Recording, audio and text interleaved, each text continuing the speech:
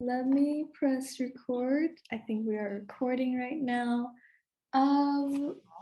Let me check something. Hi. This is actually very cool. I'm so excited that the conversation is with you because, you know, we pals. March is a month of women's history, celebrating women's accomplishments, innovations, and pride. The whole idea is to be proud to be an impactful woman, understanding what woman brings to the shaping of our history, bring awareness to educational opportunities, inequalities, and barriers women still face today. We also have International Women's Day on March 8th, and these two come in no coincidence. Fun fact, Women's History Month is supposed to be in August, around the time where women first had the chance to vote. However, Miss Susan Scanlon. she proposed that, uh, you know, if we were going to be having parades and celebrating women's history during August, it's going to be sticky and hot and it's just not going to be an enjoyable experience. So how about we move it to March around the time where International Women's Day is, and it will be a more enjoyable experience for everyone. Well, that's why Women's History Month is in March, not in August or other months. So, in celebrating Women's History Month, we want to highlight some women's accomplishments, particularly SMU students who are starting their own thing and making an impact. Today, we have a brief interview with one of these wonderful women. Let's introduce her. Andrea! Andrea is the founder of K4S Knowledge for Students on Instagram. She's a third-year SMU student who's trying to make university life easier and more enjoyable. Hi, welcome. Thank you so much for sparing your time. Hola, I'm Andrea. Andrea like apples, not like Andrea. People also call me Andrea Berry. I'm a 90s baby from born and raised in Madrid. Also, I love strawberries. I love Timbits and I love Corona. Taking science and St. Mary's, Husky, whatever. And I've been through 1 year. I've been the CEO of Knowledge for Students. Andrea is the founder of K4S. I would say it's a entrepreneur project you are working on to make it as a profitable business in the near future. Would you say that's kind of like aligned with what you're going for now? If you ask me, as a university student, I will tell you that K4S is a social hub where university students can get together. But if you ask me as the CEO, I will reply you saying that K4S is more of a lifestyle brand that can design innovative solutions for sustainable brands. In order for K4S to be what K4S is because of the people that got involved in, due to the team and also the people that have participated either in the podcast, either in the events, or maybe they just go through our DMs like, hey, this will be good to have it, and we can be like, sure, yeah, we can do it. Like how you said, like K4S is a social hub. I feel like that fits with the image of K4S and what you hope students get out of it really, really well. And K4S has been really active since 2020 January when you first started. Would you like to talk about what are the projects you're working on right now and what do you see yourself and K4S down the road? I love this question so far. Like, I haven't had the opportunity to actually share these thoughts with you guys. Last year was all about bringing university students together based on what we like. You like to speak your mind, you have the podcast. I was like, whoa. You love food, you have Tasty World. You love sports, you want to foster your passion through sports. We have basketball games, soccer games, whatever.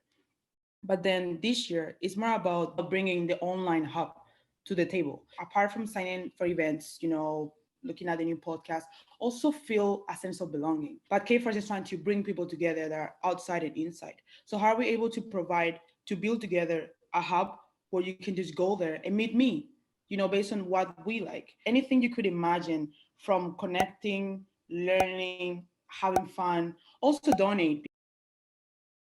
You use Instagram as the main platform for reaching out to people and connecting people online. Obviously, you put a lot of time on Instagram And I feel like nowadays social media has become another obligation to be a modern, normal, and even respectful sometimes social player.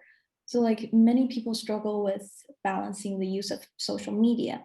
As a main content creator for K4S on Instagram and a modern young university student, how do you balance your time on social media? Everything you guys see on the K4S page, like the stories and the post, it's not one single person. Like it's not actually me. Some people think like, I'm behind or whatever. There's a lot of students involved in what is gonna be posted and things like that. And also another thing is that before creating the K4S page in Instagram, I had no Instagram. I wasn't on Instagram. Instagram wasn't my thing. Like I never had that feeling that people feel like, oh my God, I cannot stay without social media. Like I don't have that feeling. And I think because of that, I'm able to manage the way I get involved every time I have to go with my phone. We are portraying in social media what we want other people to see. What K4S does, sharing valuable information, bringing people together, and what we show in our platform is actually organic. All the laughs that you see, all the conversations that you hear, we put them there because it's organic to make sure that you feel safe in a place where you can literally speak your mind, kind of thing. I don't count success as having 10K followers. It's not me. For me, it's more about I walk around and I see students and we got to actually share things about K4S. That's the thing that makes me feel like that's how social media works. And making the connection with other people, and that's how you measure your success for K4S platform. Exactly. And actually wondering, how do you measure success for yourself as well? Love that question because my 2021 proposition as a female, Black, international student, and non-English speaker. So many characteristics. Listen, girl, like I got titles everywhere. listen, girl, like some people think like it's easy. For me, it's more about how am I able to every single day live my personal freedom. My personal freedom is all about do things in my life that can enhance me personally and also enhance the people I interact with. Use the chemicals of the happiness like dopamine, oxytocin, serotonin, and endorphin. There are only four, and they're so easy to like apply into your daily life. Endorphin, you go and run. Serotonin, you go for a walk when you're stressed. Oxytocin, when you give a hug to someone that you miss so much. Like if you keep those chemicals going in a week, it enhances you big time. Like Sarah, I tested out. I tested out big time. Like if you keep these four chemicals happening in your week, makes you feel that you can achieve anything, and also confidence. I've never heard the four chemicals thing, so I'm going to do more research on that. And I feel like you tied that into confidence, which is something I actually really want to ask you about. Like, go for it. Do you believe confidence is a choice and that it's always within us? You just have to keep practicing it.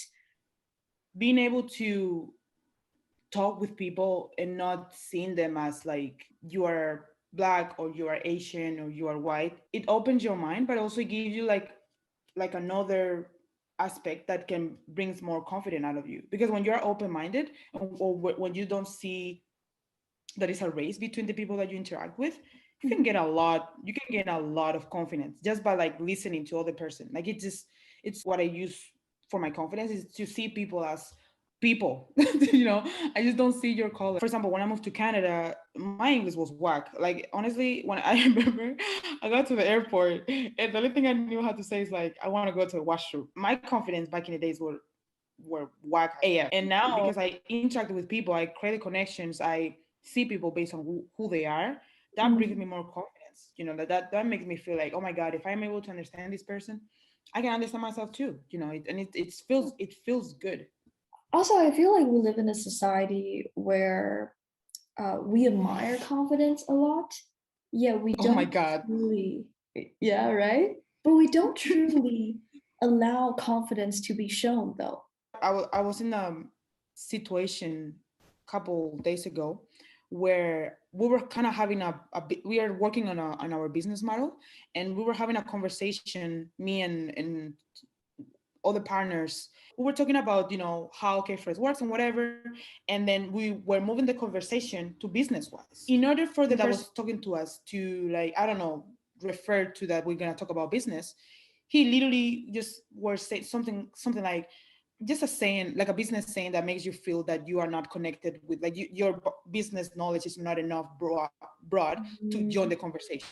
He was providing that vibes to me. And I was literally in the whole conversation, I was like this.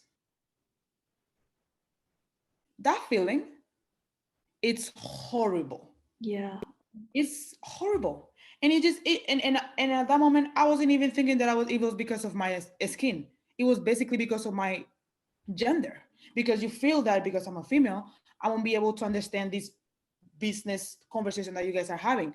That was a very uncomfortable something to experience, but I guess you learn from it, and that makes me realize that my goal is to, as a female, to empower more people with this story, to never to speak up in conversations like this.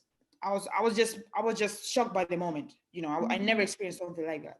But if I got to experience something like that again, I'll speak up. And if you are feeling yourself in that situation, speak the up. You're a female, but yeah, but you're a human being, and you have your thoughts, and yeah. Okay, we're getting into this really brief end of this interview, and something you always do every time to wrap up an episode of the K4S podcast is you ask guests about the 17 goals of sustainable development. So why do you ask them these goals every time, and like what do you hope in achieving by asking this? Well, now you make me go back to episode 1, because when I was thinking about coming up with the podcast, I had no idea what were the 17 global goals. Like I had to know about them because the Entrepreneurship Center, shout out to the St. Mary's Entrepreneurship Center, you rock forever. But I had no idea about 17 global goals. So if you don't know them, there's the link down below. Okay. There's 93 countries around Earth that they really care about people and about this planet. So they are putting together 17 goals that has to be achieved by 2030. 2030, 9 years. And as a university students, it's our duty to being able to come up with solutions to achieve these goals. What I was thinking is, like, why not asking students, if one day you wake up and you can achieve one, which one it will be? I actually have a video of all the goals that university students have voted in the K4S podcast.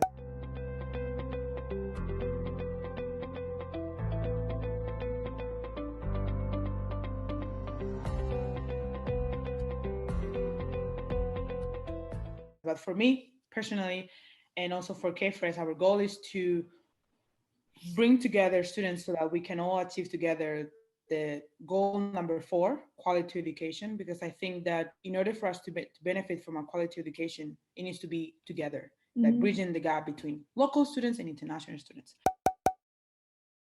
This semester, we are actually working on a youth workshop. We are looking forward to, engage the youth to know more about these goals in a very cool way. So we are calling international development studies students, psychology students, social justice, environmental, any student that think that love the 17 global goals or want to apply what you're learning in the university into kids. Holla at us at Knowledge for Students on Instagram. I think it's gonna be one of the best events that we ever hosted, because it's kind of like a leadership event for you to improve yourself, how to talk and stuff to youth. If kids can understand you, anybody can understand you. And the other part is more about connecting people, network opportunities. So yeah, you can add it on the resume, CRR, and whatever. Andrea, thank you so much for this conversation. It's been wonderful being able to discuss these topics with you.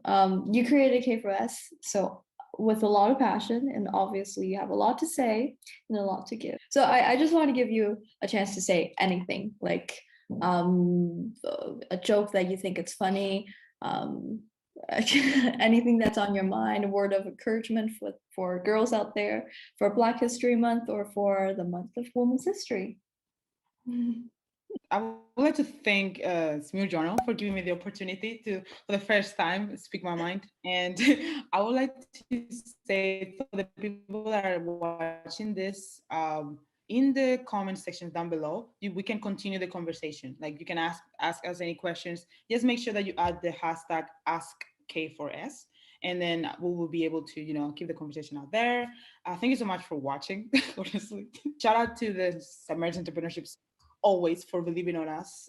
In particular, Jason Turner and Valerie Caswell, because Valerie came up with the name, just so you guys know. I'd like to give a shout out to everybody that is on the K4S team or has ever been in the in event or has been part of the podcast or have been just interacting with us. And you can follow us on Instagram at Knowledge for Students.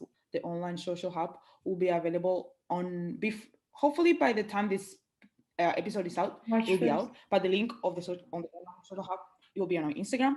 And for business inquiries, you can email us knowledgeforstudents@hotmail.com. And you can also follow me on Instagram, Andrea Very _. My word of encouragement will be for, I think it will be for three different type of people. For people that don't speak English, that have not English as a first language, for females and for Black people. For Black people will be, we're doing great, life is good, but the only way that we can bring together more people into our history is to not seeing people by their race. So let's keep going what we're doing and always striving and prosper.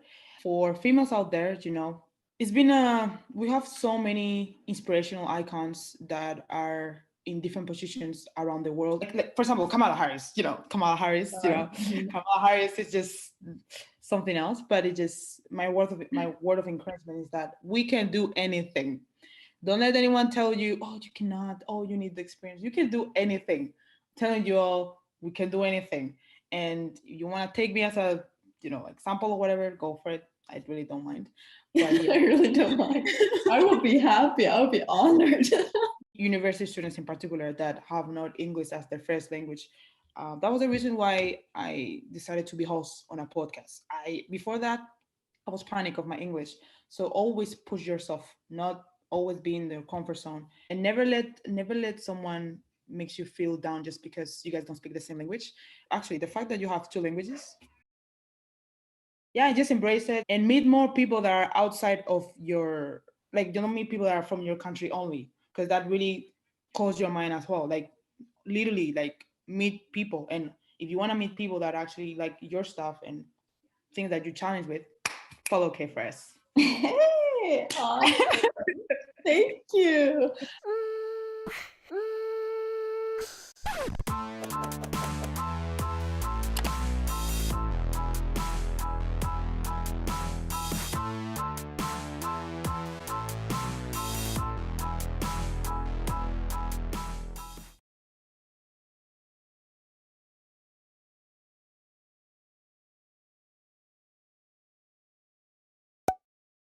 I'm not a leader, I'm a follower. Look at K4S as a tree. My goal is to bring people together so we can keep building the tree. There is no leader here. We are all followers. That's Just a to really leave it good there.